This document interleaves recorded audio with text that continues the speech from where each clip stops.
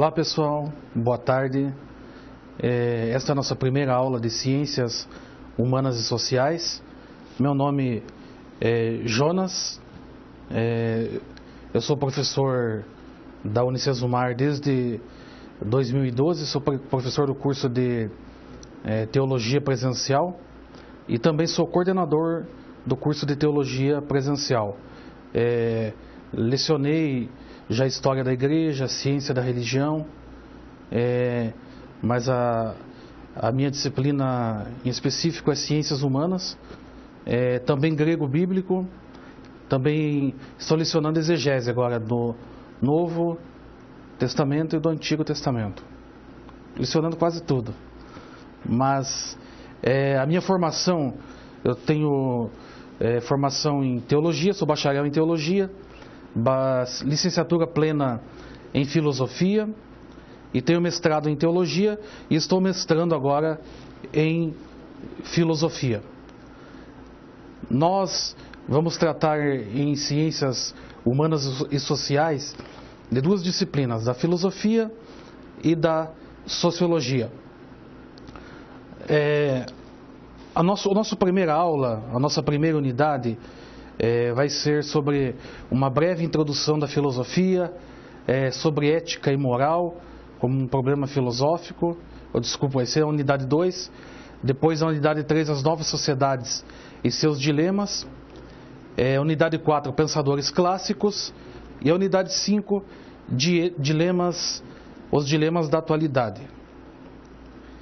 A nossa primeira aula é Introdução à Filosofia, breve histórico, filosofia e conhecimento.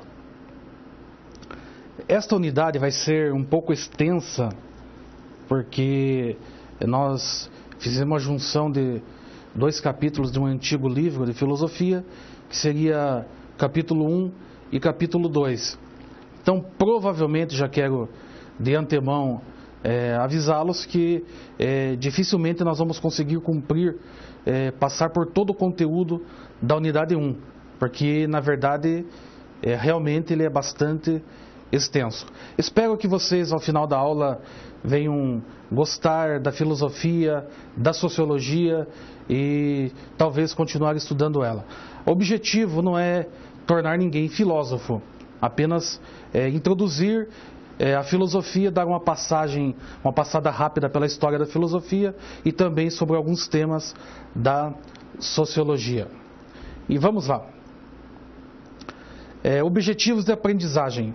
Estabelecer distinção entre conhecimento inato e conhecimento empírico. Compreender o que é racionalismo, empirismo e idealismo. Avaliar a importância do positivismo na proclamação da República do Brasil. A questão do positivismo, ela está na unidade 1 do livro, mas eu acabei jogando ela para frente, porque ela está intimamente relacionada também com a sociologia.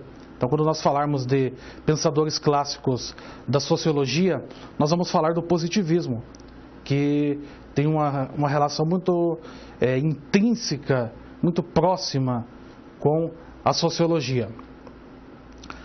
Nesta unidade nós vamos estudar a passagem do mito à filosofia, vamos ver um pouco sobre os filósofos pré-socráticos, sobre Sócrates, Platão e Aristóteles. Platão e o mundo das ideias e a metafísica aristotélica. Dá para vocês perceberem que é muita coisa para 50 minutos para nós analisarmos os detalhes de cada filósofo.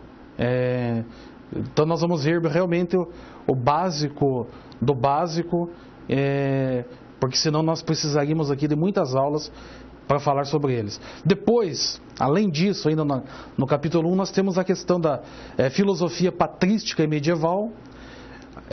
Depois, na filosofia do conhecimento, nós temos Descartes e a filosofia moderna, o empirismo inglês, Bacon, Locke e Hume, o idealismo alemão, Kant e Hegel, e, claro, voltando ali o positivismo de Auguste Comte e a lei dos 3 estados, ou dos 3 estágios. E a escola de Frankfurt, que também possivelmente não dará tempo de falar dela aqui. O que é filosofia? Esta é uma pergunta, hoje nem tanto, mas antes de 2007, 2004, por aí, o período em que a filosofia retornou para as escolas no ensino médio, as pessoas perguntavam muito o que é filosofia. Alguns achavam que filosofia é uma coisa para loucos. Certa feita, lembro que quando eu entrei na universidade, na Universidade Federal do Paraná, onde me formei em filosofia, e uma pessoa, uma vizinha, me falou que a patroa dela disse que quem estuda filosofia no terceiro ano fica louco, não consegue se concentrar em mais nada. Eu fiquei pensando, será que eu vou ficar louco? Aí acabei descobrindo que não fica tanto assim, e que é um mito, um mito de que todo filósofo é louco. Isso acaba passando na sociedade e as pessoas acabam acreditando e achando que é verdade. Não é, tem um pouco de verdade, mas não é tanto assim, Então vamos lá. O que é filosofia? A palavra filosofia, vocês podem ver no slide, ela vem de duas palavras gregas, que é philo e sofia. A palavra philo, que significa amigo, amante da sabedoria, significa amigo, amante. Ela vem do termo filia, que é amizade, e sofia, que significa sabedoria, saber. Então esta é a raiz que nós chamamos a raiz etimológica do termo filosofia.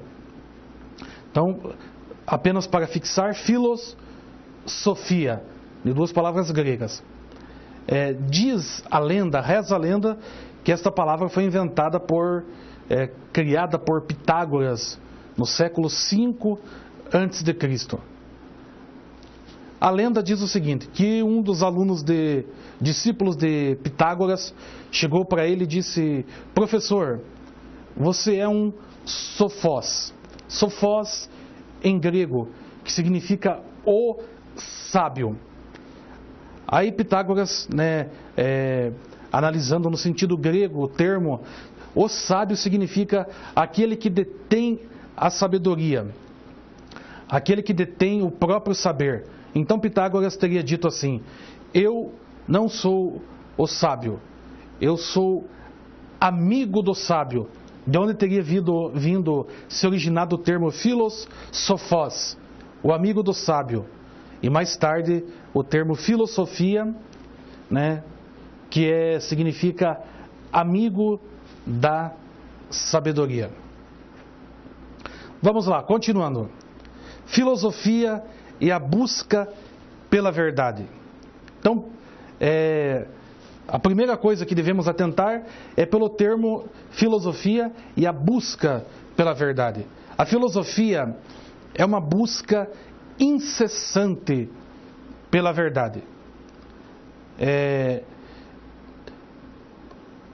Não há uma verdade absoluta na filosofia. Ou seja, a verdade absoluta só há na religião. Eu estou falando aqui para teólogos, futuros teólogos, e a única verdade absoluta está em Deus, que é na religião. Na filosofia é uma busca incessante por essa verdade. E assim é que surge a filosofia. E nós vamos ver aqui agora as origens da filosofia. Como que se originou esse termo filosofia? Então o primeiro termo que nós temos aqui é teogonia, que vem também de duas palavras gregas, que é theos, que significa Deus, e gonia. Então, por exemplo, a palavra theos, nós encontramos no Evangelho de João, no capítulo 1, versículo 1, em arché, em hologos, kai hologos em pros, ton, theon, que é a palavra Deus, em grego. Então, theos, Deus. Gonia vem de um verbo grego genao, que significa engendrar, gerar, fazer nascer e crescer. E dos substantivos genos, que no grego não existe genos, é genos. Por exemplo, a palavra anjo, no grego seria angelos, é o gama, genos, nascimento, gênese, descendência e espécie. Logo, a palavra as teogonias, elas estão relacionadas com a origem dos deuses, de onde vieram os deuses, de onde surgiram os deuses. A primeira preocupação dos primeiros filósofos, ou ainda anterior aos primeiros filósofos, ainda na questão da mitologia, os homens estavam preocupados de onde surgiram os deuses, de onde eles vieram. Depois nós temos uma cosmogonia, que é uma outra palavra grega, que também é a junção de dois termos gregos, que vem do verbo genao, né, que nós já falamos, né? E a palavra cosmos, que significa ordem, beleza, de onde vem a palavra no português cosméticos. Então a palavra cosméticos é muito mais usado pelas mulheres e pelos homens também, né, hoje, mas mais pelas mulheres. Diz a lenda que os gregos costumavam olhar o cosmos e, admirando a beleza das estrelas, eles comparavam a beleza das mulheres, ou a beleza das mulheres à beleza das estrelas. Então, de onde vem a palavra cosmos, cosméticos, que é ordem, beleza. E o contrário, o antônimo da palavra cosmos é caos, que é desordem, aquilo que faz uma confusão, caos. Então, isso está relacionado também à origem da filosofia. Porém, quando o homem vai compreendendo melhor, chegando mais próximo da razão, se é que nós podemos dizer isso, porque depois nós vamos ver em Nietzsche, né, que Nietzsche vai privilegiar esse período anterior à razão humana, que ele vai atribuir à questão da moral em Sócrates, Platão e Aristóteles. Ele vê isso como um ponto negativo. Mas tudo bem, por enquanto vamos ver a questão da cosmologia. Ordem, beleza, da palavra cosmos, e a palavra logia, de onde vem a palavra logos, razão, que nós temos também no Evangelho de João, no capítulo 1, versículo 1, nós temos lá, em arché, em logos, ou seja, no princípio era o logos, a palavra, o verbo, a razão, que é uma palavra grega, né, um substantivo grego masculino, mas que no português pode ser traduzido por um substantivo feminino, que é a palavra, ou então por um substantivo masculino, que é o verbo. Muito bem. Quando nós falamos das origens da filosofia, nós logo nos reportamos ao mito. Mito e filosofia. E uma grande questão que passou séculos pela história da filosofia: até que ponto podemos tratar a história da filosofia, ou antes da história da filosofia, o divisor de águas, onde é mito e onde é filosofia? Outra pergunta é a seguinte: o mito rompeu de forma gradual, né, com a filosofia, ou foi de forma abrupta, rompeu rápido e passou a ser filosofia?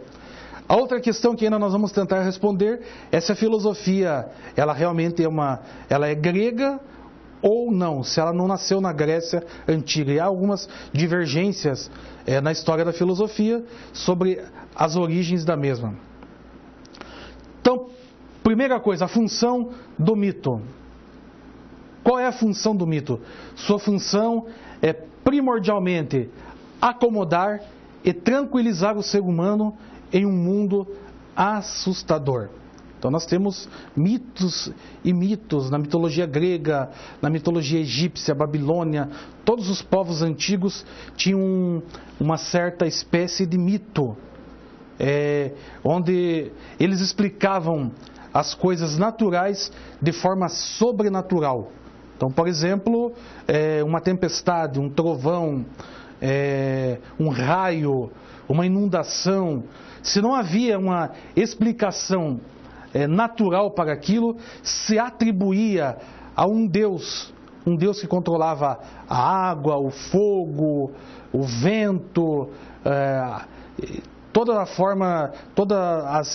as leis da natureza estavam ligadas direta ou indiretamente a uma determinada divindade. Então, o mito, ele se constitui, nas comunidades primitivas como um discurso de tal força que se entende por todas as dependências da realidade vivida. Não se restringe também ao âmbito do sagrado, ou seja, da relação entre a pessoa e o divino, mas permeia todos os campos da atividade humana. Por isso, os modelos de construção mítica do real são de natureza sobrenatural, isto é, recorre-se aos deuses para compreender a origem e a natureza dos fatos. Isso que eu acabei de ler aqui, eu já expliquei antes do slide. A palavra mito vem do grego mitos e deriva de dois verbos, do verbo miteio, que é contar, narrar, falar alguma coisa para outros, e do verbo mitel, que é conversar, contar, anunciar, nomear, designar. São vários verbos que nós podemos traduzir para o português. Então, o que é um mito para os gregos? O mito é um discurso pronunciado ou proferido para ouvintes que recebem como verdadeira a narrativa, porque confiam naquele que narra. É uma narrativa feita em público, baseada, portanto, na autoridade e confiabilidade da pessoa do narrador. Resumindo, o mito é uma narrativa. E a narrativa, ela é verdadeira ou ela não é verdadeira? Então depende, nós não sabemos até que ponto isso é verdade ou não. Nós vamos falar mais à frente aqui, eu vou passando aqui o próximo slide. O mito pode ser uma verdade intuída. E aqui eu quero mexer com um ponto, agora já na teologia também, um ponto bem complexo, que é a questão das narrativas. Toda a história é uma narrativa, mas nem toda narrativa é uma história. Então nós temos narrativas que são historicamente confiáveis, mas temos outras que não. Por isso que a narrativa, ou o mito, ele é uma verdade intuída. O que é uma verdade intuída? É uma verdade de fé, é uma verdade centrada não na razão, mas na intuição. Logo depende da fé. Então são duas coisas, intuição e fé. Como seria isso? Então quando eu digo o seguinte, o mito é uma verdade intuída. Então nós temos no livro do Gênesis, e eu estou falando para estudiosos da Bíblia, nós temos no livro do Gênesis a narrativa da criação. No princípio, criou Deus os céus e a terra. Como nós sabemos disso? Nós sabemos porque nós cremos, é pela fé. É uma verdade intuída. Quando Deus faz o homem do pó da terra, também é uma verdade intuída. É uma verdade de fé, porque nós cremos. Se nós olharmos os mitos babilônicos, egípcios, todos os povos antigos vão ter uma narrativa, uma história de criação, da criação do mundo, da criação do homem. Por exemplo, eu posso, lembrando aqui agora, poderia falar do mito babilônico, da origem do homem. Então, o homem nasce no mito babilônico do sangue de um Deus malvado, um Deus cruel, e do sangue desse homem, desse Deus,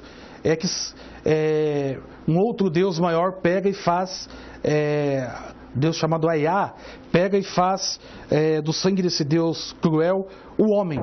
logo o homem seria um ser que se origina do mal.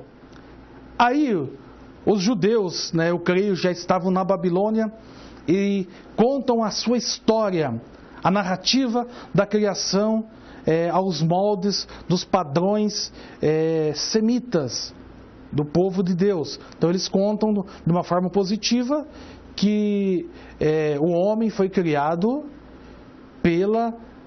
pelas mãos do próprio Deus. Logo o homem é uma coisa boa, como nós vemos no Gênesis. Quando Deus criou o homem, ele diz assim, o escritor, e viu Deus que isso era muito bom. Entendido? Não vão me excomungar porque eu falei que a narrativa do Gênesis é uma narrativa mítica, mas é mítica no sentido de que ela é uma verdade intuída.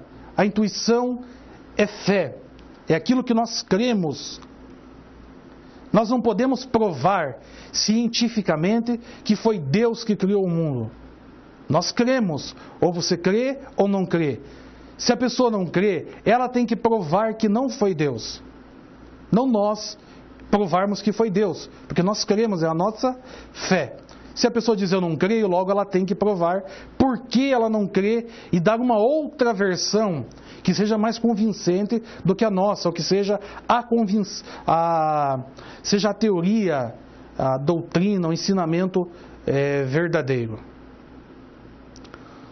Muito bem. Quando eu digo que o mito é uma verdade intuída, é necessário deixar claro que o mito, nesse sentido de verdade intuída, ele não tem uma conotação de ser uma fábula ou então uma mentira. Nem mesmo uma lenda, uma invenção ou uma ficção. A partir do século XX, os homens, né, alguns filósofos, alguns teólogos, entre eles até mesmo um teólogo muito conhecido por nome Bultmann, né, na questão do Jesus Cristo e a mitologia, ou a desmitologização do Novo Testamento, de Bultmann, ou até mesmo na teologia do Novo Testamento, do Bultmann. Bultmann vai falar sobre o mito como uma verdade intuída, uma verdade de fé. E eu espero que isso tenha ficado claro para vocês. Qualquer coisa, vocês têm meu e-mail aí, e vocês me escrevem depois. Dentro das possibilidades eu posso responder. Muito bem, aqui nós pegamos agora o pensamento de Mircea Eliade, que é o relato, né, dizendo que o mito, né, o relato de uma história verdadeira ocorrida nos tempos dos princípios illo tempore, ou seja, há um tempo muito remoto, muito antigo, onde não é possível você contar, marcar data, foi em tal tempo, é uma coisa muito, muito antiga. Seria essa a definição de mito para ele. Depois nós temos aqui, mito é, pois, a narrativa de uma criação. Conta-nos de algo que não era, começou a ser. Talvez se pudesse definir o mito dentro do conceito de Jung, como a conscientização dos arquétipos do inconsciente coletivo. Quer dizer, um elo entre o consciente e o inconsciente coletivo, bem como as formas através das quais o inconsciente se manifesta. Que salada, né? Complicado entender isso e explicar isso aqui em poucos minutos. Mas é uma teoria já da psicologia, né? Onde o Jung vai dizer sobre a teoria do inconsciente coletivo, dos arquétipos. Ou seja, resumidamente seria o seguinte: muitas das coisas que nós fazemos hoje seriam arquétipos daquilo que os nossos antepassados faziam há muitas e muitas gerações antigamente, no tempo muito antigo, e isso foi passando de pai para filho e de forma inconsciente, e até hoje nós fazemos isso. Um dos problemas seria a questão da divindade, do feminino, do princípio feminino da divindade. Todos os povos antigos tinham na divindade uma deusa. Então, na psicologia de Jung, né, de outros teóricos vão dizer que antes de Deus ser pai, Deus foi mãe. Vamos falar da questão do patriarcado, quando que surge o patriarcado, quando começa, e que muitas coisas que depois os povos vão formando para si, buscando deusas do princípio feminino da divindade, seriam arquétipos, ou seja, o ser humano busca de forma inconsciente. Até mesmo na história de Israel, quando nós lemos o Antigo Testamento, nós vemos que em todo o Antigo Testamento os judeus pecavam muito porque buscavam divindades cananeias, e geralmente o princípio divino feminino da divindade. Porque existia uma teoria de que o princípio masculino, os deuses masculinos, eles dormiam no inverno e ressurgiam na primavera. Mas o princípio feminino não. Então logo as deusas mulheres, elas não dormiam, não tinham esse período de hibernação, se é que eu posso dizer o seguinte. E um exemplo que eu vejo claro na Bíblia, pelo menos eu entendo assim, não estou dizendo que é uma verdade absoluta, é quando nós olhamos a questão do Elias e os profetas de Baal. Quando os profetas estão clamando, o Elias fala assim: clamem mais alto, gritem. Pode ser que ele esteja dormindo, que ele esteja viajando. É como se o Baal estivesse hibernando, dormindo, e não estivesse ouvindo os gritos dos seus fiéis, dos seus súditos, daqueles que criam nele, dos seus fiéis. Então isso seria um arquétipo inconsciente, aquele que vai passando de geração em geração, mas de forma inconsciente. Basicamente, se você depois quiser saber mais disso, você procura e vai tentar olhar alguma coisa sobre Jung. Aqui só uma explicação, compreende-se por inconsciente coletivo a herança das vivências das gerações anteriores. Desse modo, o inconsciente coletivo expressaria a identidade de todos os homens, seja qual for a época e o lugar onde tenham vivido. Aí tem o livro do Brandão, que é sobre mitologia grega, e aqui embaixo está a referência e as páginas que você pode consultar sobre isso. Agora nós vamos ver a questão da ruptura entre o mito e a filosofia. Então vamos lá. Houve um momento em que a filosofia, ou o mito, a filosofia nasce e ela rompe com o mito. E a grande pergunta é a seguinte: a ruptura foi gradual ou foi radical? Antes, nós vemos aqui alguns fatores que contribuíram para o surgimento da filosofia. Entre eles, a invenção da escrita, o surgimento da moeda, a consolidação da democracia, fez-se necessário que o conhecimento transmitido de forma oral desse lugar a uma forma racional e sistematizada do processo do conhecimento e do desenvolvimento humano. Então, antes de nós definirmos isso sobre a questão se foi um rompimento gradual ou radical, nós vamos ver algumas coisas aqui. Primeira coisa, o que é e para que serve a filosofia?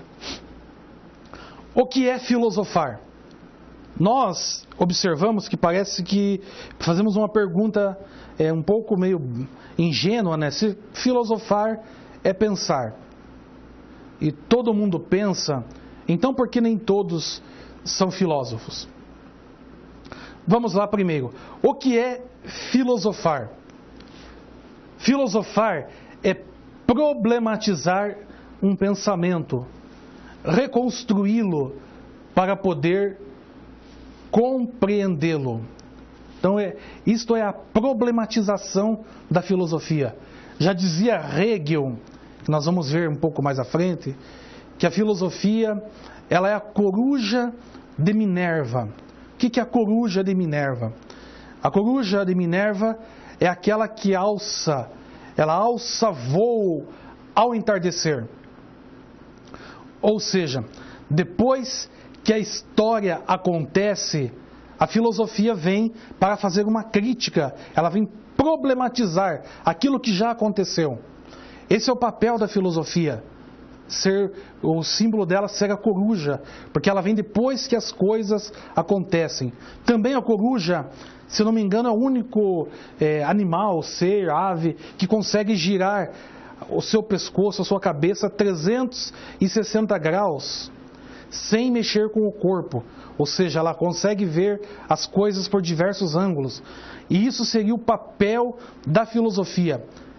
Ver o mundo sob diversos ângulos possíveis. Ou seja, a filosofia vem para criticar. É do verbo grego krino. O que é crítica no sentido grego etimológico do termo? É você partir, dividir as coisas, pegar como se pega uma laranja e você dividir ela em vários pedaços e você olhar o que tem dela, como que é a composição daquela laranja. Isso é fazer uma crítica, uma análise detalhada. Este é o papel da filosofia. Nos leva à compreensão da história. Visto que um pensar filosófico aumenta a nossa compreensão a respeito da nossa própria história, a partir dos seus problemas.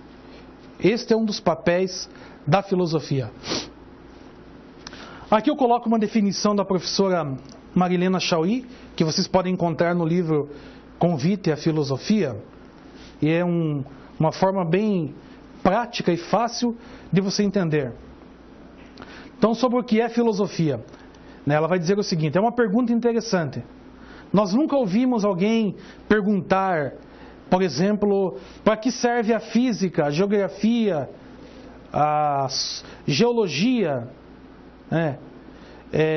para que história, sociologia, para que biologia ou psicologia, astronomia, química, e outras ciências. Mas as pessoas perguntam assim, para que filosofia? Então a criança vem da educação básica, fundamental, vai para o ensino médio e ela se depara com a filosofia. Aí pergunta, que bicho é esse? O que significa isso? E depois as pessoas acabam dando as mais absurdas definições sobre o que é filosofia.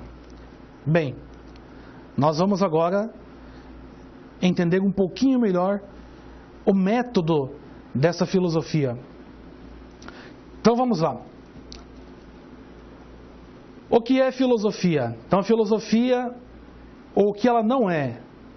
A filosofia, o processo do filosofar, nós podemos dizer o seguinte, que não são as perguntas, mas são perguntas, mas são questões, mas são perguntas problemas. É um quanto estranho, você dizer que a filosofia é constituída não de perguntas questões, mas é de perguntas problemas. Logo aquilo que eu estava falando, a filosofia é a problematização. É você encontrar um problema para trabalhar ele e você buscar a resposta, o que há de verdade nesse problema, o quanto de verdade eu consigo encontrar nesse problema. Então a filosofia, elas são perguntas de caráter reflexivo. Então, o que é uma pergunta de caráter reflexivo? É uma pergunta, quando nós vamos ver um pouco mais à frente aqui, quando você pergunta para si mesmo o que é uma coisa. Logo nós temos lá, perguntar o que é a coisa, o valor ou a ideia. A filosofia indaga qual é a estrutura, quais são as relações que constituem uma coisa, uma ideia ou valor. Perguntar por que a coisa, a ideia ou o valor existe e como é. A filosofia pergunta pela origem ou pela causa de uma coisa, de uma ideia ou de um valor. Logo, filosofar significa o quê? Um retorno a si mesmo. Isto nós podemos dizer que é uma reflexão, que do latim vem a palavra reflecter, que é voltar-se a si mesmo. Então, na filosofia, nós vamos ver um pouco mais à frente também, nós temos a indagação. O que é indagar? Indagar é perguntar o que é o mundo, o que são as coisas, como elas são, por que elas são. Isso é indagar. Porém, refletir é perguntar o que sou, por que sou, como sou. Essas são as perguntas de reflexão. Eu também sou professor do ensino médio e vez ou outra, na sala de aula, eu pergunto para os alunos, coloco uma questão, uma pergunta para os alunos responder de forma dissertativa, quem sou eu? O aluno tem que falar sobre ele. Isso, para um jovem que está em formação no ensino médio, um adolescente, é muito difícil ele dizer e explicar quem ele é. Eles ficam rindo, conversando, professor, não sei, não tenho como responder. Ou seja, é difícil nós explicarmos quem nós somos. É a questão do ser, do não ser, que nós vamos ver lá em Platão, em Heráclito, em Parmênides, essa questão do ser ou não ser. Eis a questão. É você tentar descobrir-se quem é. É uma coisa muito difícil de nós sabermos isso. Então, o que é filosofia? Todo mundo se acha filósofo, mas a filosofia, ela não é um eu acho que, eu gosto disso, estou filosofando. Não. A filosofia não é um mercado onde o consumidor conhece, compra as mercadorias de sua preferência. Não é um mercado aberto. A filosofia, ela trabalha com enunciados precisos, rigorosos. Ela busca com enunciados que têm encadeamento lógicos, sobre reflexão, experiência da vida, experiência cotidiana.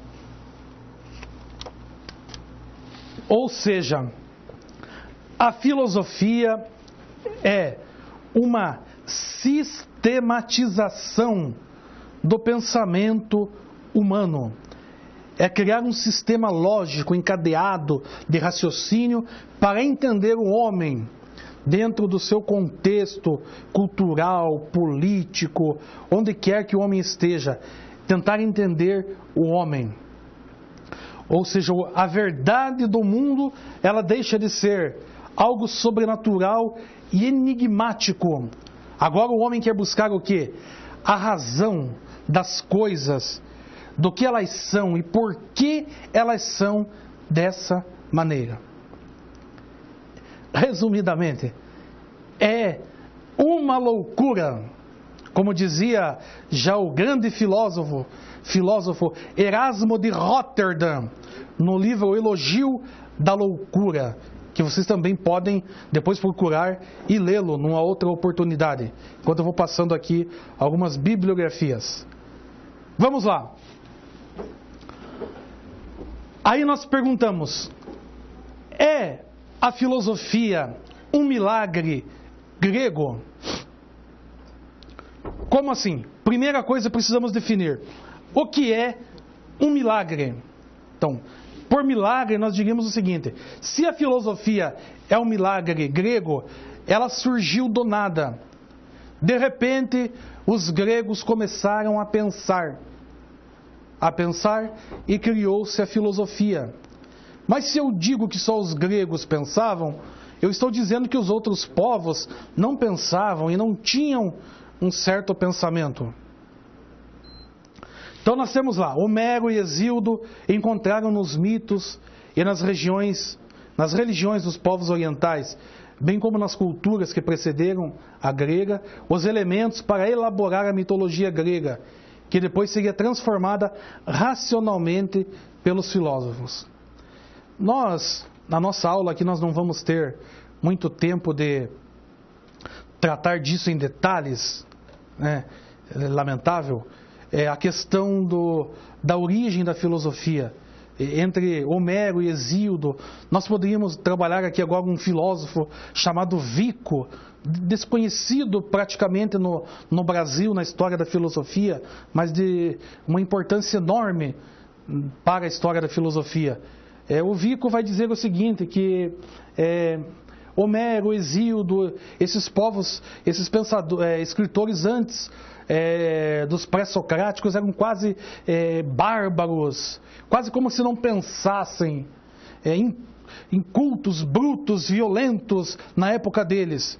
O que depois Nietzsche, nós vamos falar de Nietzsche, vai contrastar essa ideia de Vico e vai exaltar esse período antes da racionalização do pensamento humano que vem pelos filósofos gregos Sócrates, Platão e Aristóteles. Bem, para concluir essa parte aqui, nós temos que falar o seguinte: é a filosofia um milagre grego? E a segunda questão, ela surgiu ela rompeu de forma gradual ou de forma abrupta com a mitologia? Então vamos lá por partes. Se nós dissermos que a filosofia surgiu do nada, nós estaremos desprezando o pensamento de povos antigos, como egípcios, persas, babilônios, assírios, caldeus e até mesmo os judeus. Os padres da igreja ou os pais da igreja defendiam a ideia de que a filosofia nasceu no Egito. Por que nasceu no Egito para eles? Porque Moisés viveu no Egito, Abraão desceu para o Egito, Jesus também. Então logo, para dizer que Jesus não era um homenzinho qualquer, inculto lá da Palestina, de Nazaré, eles queriam dizer que o Evangelho era uma ciência, um conhecimento tão sofisticado quanto a filosofia, a ponto de Justino, se não me engano, dizer que o Evangelho era a filosofia primeira, e a filosofia grega logo seria a filosofia segunda. Mas isso também é um outro extremo. Mas concluindo, nós poderíamos dizer, a filosofia não pode dizer que ela nasceu do nada. Acreditava-se que a filosofia nasceu do nada, mas hoje, a partir do século XX, os filósofos têm visto a contribuição dos povos antigos. Porém, tem uma coisa, assim como eu digo que os gregos não inventaram a política, mas que a política se origina deles, assim eu também posso dizer que os gregos não inventaram a filosofia, mas ela se origina deles. Como assim? Porque os gregos são aqueles que vão sistematizar o pensamento humano. Logo, eles vão sistematizar o pensamento relacionado à filosofia. Eles pegam as ideias de vários povos e eles sistematizam. É a razão humana, explicar não mais as coisas de forma mitológica, mas sim de forma racional. E quando começou isso? Sim, com os filósofos, os pré-socráticos. É provável, muito provável, que vocês já ouviram falar de Tales de Mileto, né, o filósofo da Grécia Antiga, viveu por volta do século 7, 6 a.C., conhecido como o primeiro filósofo grego, o primeiro filósofo, Tales de Mileto. Tudo é água. Esses primeiros filósofos, eles não mais compreenderam o mundo a partir das cosmogonias ou teogonias. Aí eu pergunto para você agora, que está me assistindo, o que é cosmogonia e teogonia que nós falamos aqui no começo da aula? Então, repetindo, cosmogonias, a origem do cosmos. Teogonias, a origem dos deuses. Mas ao invés disso, eles buscaram um princípio constitutivo da natureza chamado arqué. Esse arqué está lá no Evangelho de João, eu volto lá, Evangelho de João, capítulo 1, versículo 1. Em arqué em logos. No princípio era o verbo. Então, é este o princípio que os filósofos gregos começam a buscar. É aí o que nós chamamos isso também, né, de cosmologia. Ou seja, os primeiros filósofos gregos, conhecidos como os pré-socráticos, vão buscar a racionalização do pensamento humano. Nós poderíamos chamar isso de a adolescência ou a juventude da filosofia. O homem está se aproximando da racionalização do pensamento. Então vamos lá. A cosmologia não admite a criação do mundo a partir do nada, mas afirma que a geração de todas as coisas por um princípio natural, de onde tudo vem e de onde, ou seja, e para onde tudo retorna. Ao se consolidar como um saber racional, a filosofia rompe com o mito, não de forma abrupta e radical, como se acreditava, mas de forma gradual. Ou seja, aos poucos o saber filosófico vai se solidificando e tendo seu próprio método. Aí surge então o processo do filosofar.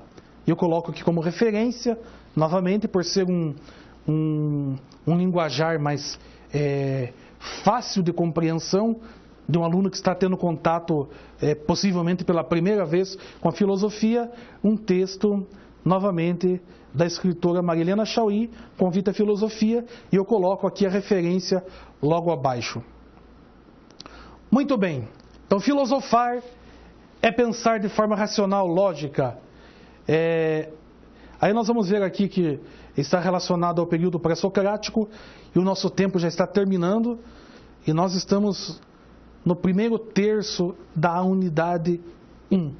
Mas não há como passar por cima disso correndo. Não tem como, infelizmente.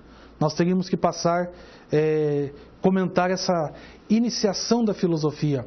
Porque se não se compreender como surgiu a filosofia, obviamente não poderíamos compreender depois a história da filosofia. Aqui apenas a título de informação, nós temos aqui os principais filósofos pré-socráticos. Aqui está o nome de cada um deles, eu não vou ler por questão de tempo, né? De todos eles: Tales de Mileto, Anaximandro, Pitágoras, Heráclito, Parmênides, Zenão, Empédocles, talvez são Demócrito, os mais conhecidos dentro da história da filosofia. Eles também escreveram um pouco, ou poderíamos dizer que não escreveram quase nada. O que temos deles são fragmentos, que depois foram copiados, escrito e lançado por outros filósofos. No Brasil nós temos, na série Os Pensadores, nós temos a obra Os Pré-Socráticos 1 e Os Pré-Socráticos 2, que se alguém depois tiver interesse em conhecer melhor, vai a uma livraria, um sebo e encontra lá os pré-socráticos. É interessante, mas é um estudo mais demorado para esta aula aqui. Infelizmente não teríamos como falar sobre eles. Os filósofos sofistas, né? Então nós vamos falar de Sócrates, Platão e Aristóteles, e com eles nós começamos falando dos sofistas. Os sofistas mais importantes foram Protágoras de Abdera e Górgias de Leontine. Então, Protágoras, a famosa frase de Protágoras: o homem é a medida de todas as coisas, das coisas que são enquanto são, das coisas que não são enquanto não são. E eu estou aqui agora chegando ao final da minha primeira aula, da nossa primeira aula da unidade 1. E assim que, talvez na segunda aula eu consiga voltar um pouco para explicar um pouco melhor essa questão do Sócrates, Platão, Aristóteles, a questão do mundo das ideias, a questão do ser, do não ser, a questão do primeiro motor imóvel. São temas de suma importância para um estudante de teologia, Por isso eu acredito que eu deva retornar e falar um pouco sobre eles, para que se torne mais claro. Seria uma grande perda para um aluno de teologia se ele não pudesse, pelo menos, ter uma base disso. Então assim, eu me despeço de vocês até a nossa segunda aula.